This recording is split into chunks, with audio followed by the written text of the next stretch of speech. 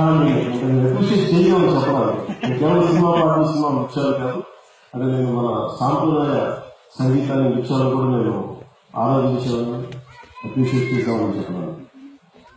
అంటే ఇంత పెద్దల ముందు, ఇంత పండితుల ముందు అది మాట్లాడటం నిజంగా అంటే దీని గురించి నా ఒపీనియన్ చెప్పడం నాకు కష్టమైన విషయం. అంటే నేను ఒక పండితుని కాదు, ఒక సామాన్యమైన ప్రేక్షకుడు. వాటన్నిటికంటే కూడా ఇక్కడికి వచ్చింది సౌజన్య మా చెల్లెలికి అమ్మాయి గారి చూపాలని వచ్చాను. నన్ను ముఖ్య అతిథిగా పెట్టాలని చాలా పాడుకోవడం ప్రయత్నం. శ్రీవెన్నెల సీతారామ శాస్త్రి గారు అందరూ కలిసి గీతారాధన గావిస్తూ ఉన్నారు.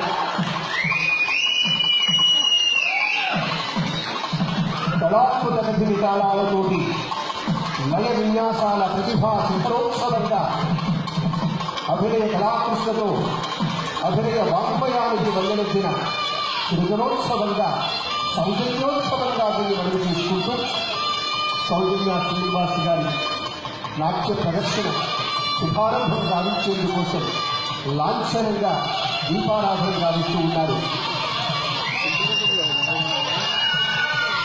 జనసేన అధినేత పవన్ కళ్యాణ్ గారు, శ్రీవెన్నెల సీతారామ శాస్త్రి గారు, త్రివిక్రమ్ శ్రీనివాస్ గారు, ఆచార్య పశుమతి రామలింగ శాస్త్రి గారు, సంగమం సంజయ్ కిషోర్ గారు.